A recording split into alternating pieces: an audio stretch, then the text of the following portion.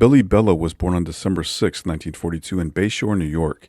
He was born into a working-class family and had a younger brother who worshipped the ground he walked on. At 14, Billy tagged along with his buddy John to the Mount Carmel CYO gym in the Bronx, where John's father, Charlie Caserta, trained fighters. Billy saw the ring, smelled the sweat and leather, and knew this was it. The dream. Madison Square Garden, bright lights, fists flying, the kind of glory that only came from bruises and busted ribs. Charlie wasn't buying it, told him to forget it. But Billy had been fighting in his head long before he ever stepped inside a gym. When Charlie finally let him spar, he saw it too. The rawness, the hunger, the kind of thing you don't teach. So Charlie laced him up and went to work. Didn't take long before Bello was tearing through the New York Golden Gloves, one of those kids who made the city take notice. He dropped out of high school. No time for books when there were fists to throw and rent to pay. He took whatever job he could find, stock clerk, electrician's helper, whatever kept the lights on and the gym dues paid. By January of 1961, he was done waiting. Signed with Cy Chrissy, he went pro by April. First 5 fights, 5 knockouts. The press ate it up, called him a piston-punching kid who looked like the goods. Said he was quiet, with sad eyes, like a man who knew things he shouldn't. Flash forward to March of 1963. Madison Square Garden, Billy Bello's coming out party. He fought on the undercard of Cassius Clay versus Doug Jones. Bello made sure they knew his name that night, put Gil Diaz to sleep with a punch that had more in it than just power. It had something mean, something that said he wasn't here to waste time. 2 months later, Teddy Brenner, the matchmaker with a nose for talent, came knocking. He had an offer for Billy. Head up to the Catskills and be Sugar Ray Robinson's sparring partner, one-on-one every day. No better to sharpen your edges than standing across from the greatest. That was the pitch. The way Brenner saw it, you couldn't share rounds with Sugar Ray and come back anything less than twice the fighter you were when you left. Billy figured why not, packed his bags and went. But when he got back, he was asked what he'd learned from the legend. Not a damn thing, Bello said. All Sugar did was run the golf course and hit the bag. His wind's in great shape, but we didn't box a single round. Bello needed those rounds with Robinson, needed the experience, the tricks, the ring savvy, but he didn't get any of it. And now he was walking straight into a storm. Gaspar Ortega was his next opponent, a man who had seen it all, fought them all. 126 fights, 96 wins. The kind of fighter who didn't bend and didn't break. The critics smelled blood. Another young fighter being tossed to the wolves. Another prospect about to get taught a hard lesson. But Bello believed in his left hook, believed in his power.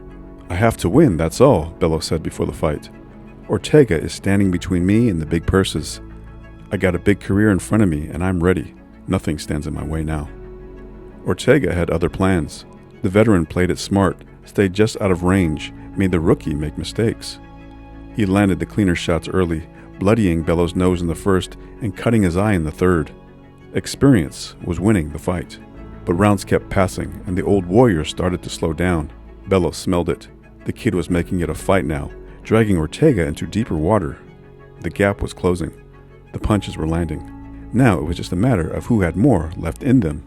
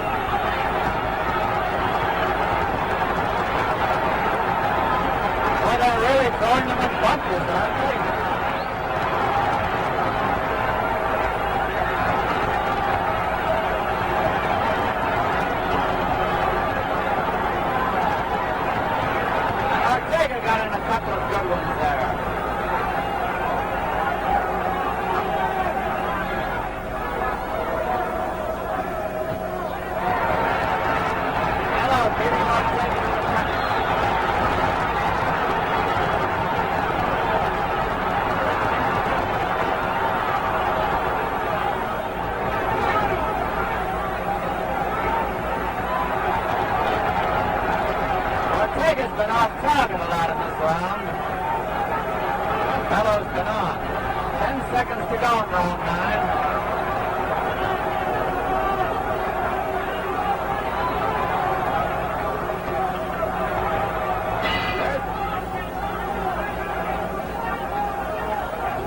Now it's Ortega who has changed his tactics. Starting to box instead of maul. 1 minute left in the fight. 1 minute.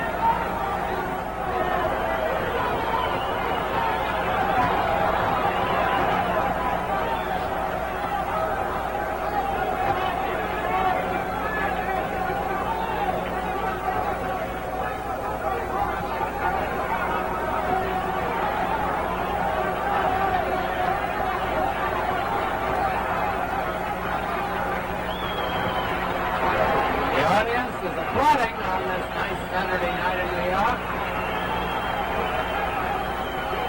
About 15 seconds remaining.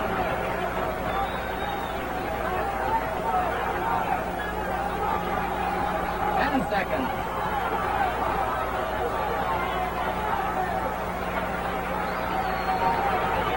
Almost over now. Final bell, and the gladiators have no low feelings, as you can see.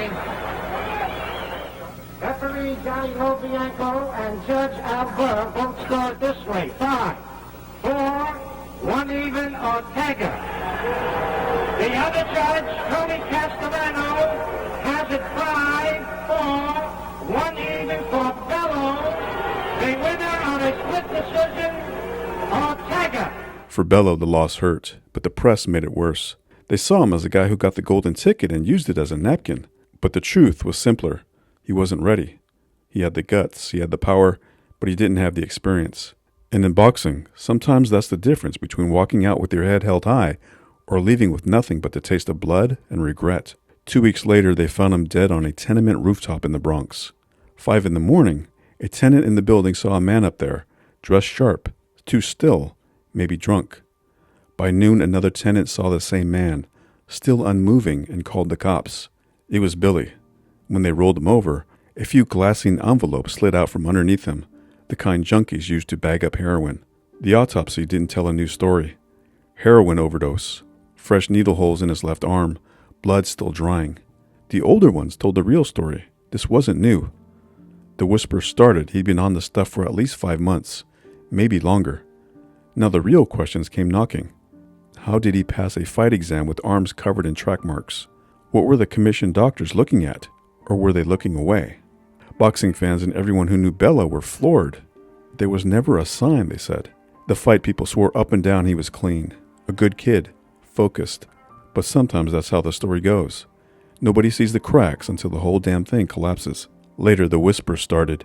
He had messed around with the soft stuff before, sure, but heroin, that was new. The medical chief at the State Athletic Commission believed that he had just started using. A bad roll of the dice. The kind you don't get a second chance to fix. Bello had been living a double life. On Sundays, he was the good Catholic boy, church, Sunday school, and even the occasional religious function to keep up appearances. But the rest of the time, he was drifting, running with the wrong crowd, getting into things he had no business getting into. He even picked up a couple of tattoos. Nothing wild by street standards, but enough to make the church folks squirm. His trainer, Charlie Caserta, swore up and down that Bello could have been welterweight champion if drugs hadn't sucker punched him first. He got caught up with the wrong people, Caserta said. So-called friends. That's what killed him. Caserta had spent years drilling the same lessons into his fighters. Don't drink, don't smoke, don't go near drugs. But not everyone listens. Not when the streets start whispering in their ear. The saddest thing in the world is wasted talent, Caserta said. And Bello had it. Had it in his fists. Had it in his bones. Had everything he needed, except a tomorrow.